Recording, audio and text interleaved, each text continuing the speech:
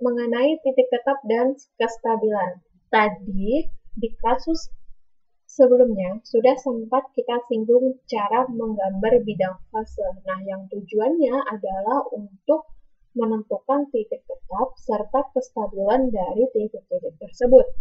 Nah, di sini kita singgung lagi secara umum, apabila kita diberikan sistem berdimensi 1, yaitu x dot sama dengan fx, berarti jelas bisa ya kita cari titik tetapnya, yaitu dengan cara membuat x dot atau fx-nya ini sama dengan 0, kemudian diselesaikan dicari nilai x-nya. Nah, setelah itu gambarkan grafik fx di bidang fase, yaitu terhadap x dengan fx atau x dot. Kalau sudah, bisa diperhatikan kapan grafik fungsi fx berada di bawah sumbu x dan kapan berada di atas sumbu x. Kalau dia berada di atas sumbu x berarti arah panahnya ke kanan, sedangkan kalau grafik berada di bawah sumbu x berarti arah panahnya ke kiri. Nah, di sini gambaran aliran yang disebut sebagai fase aliran, sedangkan garis real sebagai ruang fase. Arah ke kanan saat fx lebih dari 0 dan ke kiri saat fx kurang dari 0. Untuk menemukan solusi dari x dot sama dengan fx dengan syarat awal x0, kita tempatkan awal aliran x0 dan melihat bagaimana aliran tersebut berpindah sepanjang fase aliran. Seiring waktu berjalan, titik fase bergerak sepanjang sumbu x sesuai dengan fungsi xt. Fungsi ini disebut sebagai trajektori berbasis nilai awal x0. Sebagai contoh, disuruh menentukan semua titik tetap dan kestabilan dari PDB x dot sama dengan x kuadrat min 1. Oke, berarti di sini fx-nya itu x kuadrat min 1.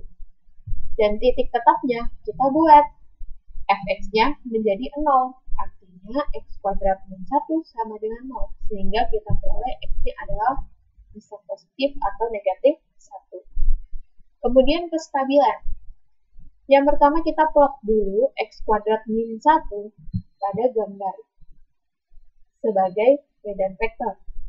Lalu aliran nanti akan ke kanan kalau x kuadrat min 1-nya positif, dan ke kiri kalau x kuadrat min 1 negatif. Nah, kita gambar dulu cara menggambar fungsi kuadrat. Semoga masih ingat, ada yang namanya titik puncak, yaitu min b per 2a. Min b per 2a-nya 0. Oke, berarti puncak terjadi pada saat x-nya 0. Berarti di sini. Nah, kalau x-nya 0, masuk ke sini, berarti y-nya minus 1. Oke, berarti diarahkan ke minus 1. Oke, di sini puncaknya 0,-1. Nah, kalau sudah, dia terbuka kemana? Ke atas tuh, gitu kan? Karena depan x kuadratnya positif.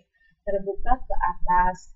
Melalui titik tetap. Tadi titik tetapnya saat x-nya 1 dan saat x-nya minus 1. Makanya dia gambarnya jadi seperti ini. Kalau sudah, perhatikan. Di sebelah kiri min 1, berarti di sini grafiknya di atas sumbu x, panah ke kanan.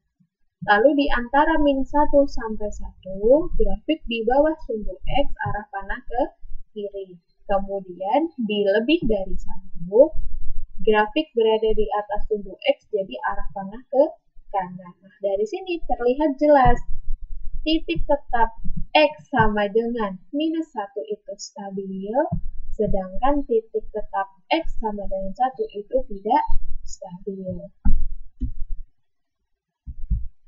Selanjutnya, untuk contoh nomor 2, di sini disuruh menentukan sketsa dari bidang fase x dot sama dengan x minus cos x. Nah, karena hanya sketsa bidang fase, berarti gambarkan saja langsung grafik x minus cos x. Nah, kalau kesulitan, kita bisa pakai cara yang di sini. Kesulitannya, kalau terjadi kesulitan, ini kan x minus cos x. Cara gambar grafik supaya ditentukan titik tetap itu kan harus dibuat sama dengan 0, gitu kan ya. Jadi kalau X min cos X sama dengan 0, lalu min cos X saya pindah ruas ke kanan, saya punya bentuk X sama dengan cos X. Nah, karena X sama dengan cos X itu artinya adalah perpotongan sumbu dari fungsi ruas kiri yaitu X dan fungsi ruas kanan yaitu cos X. Sehingga digambarlah Y sama dengan X kemana? Miring ke kanan, gitu kan? Melalui 0,0. Lalu Y sama dengan cos X bagaimana? Gambarkanlah fungsi cos. Nah, kalau sudah, titik potong antara kedua itu adalah titik tetap yang hendak kita cari. Besarannya berapa? Saya tidak hitung karena di sini kita hanya analisa. Kalau mau pastinya berapa, bisa dicari menggunakan program saja ya. Kemudian kestabilan dari titik tetap yang dihasilkan bagaimana, gitu kan ya. Nah, bisa dibayangkan ini grafiknya itu yang ruas kanan sebelah kanan titik tetap. Di sini Y sama dengan X-nya itu menuju ke nilai yang lebih besar lagi dan seterusnya, gitu kan. Sedangkan untuk fungsi cos X itu dia berada di sekitar sini saja, sekitar min 1 sampai 1 naik turunnya. Berarti artinya besaran di sini pasti bagaimana? Pasti akan positif, sehingga besaran positif itu mengakibatkan arah panah yang ke kanan. Kemudian, kalau untuk di bagian sebelah kiri titik tetap, besaran Y sama dengan X itu berada di bawah. Semakin ke bawah, berarti semakin kecil nilainya. Sedangkan harus dijumlahkan dengan Y sama dengan cos X yang besarannya hanya kisaran min 1 sampai 1. Berarti artinya besarannya tetap akan negatif, sehingga arah panahnya ke kiri. Jadi titik tetap yang dihasilkan ternyata dijauhi oleh semua arah panah. Titik tetap tersebut pastilah bersifat tidak stabil. Sampai sini kalau ada pertanyaan silahkan.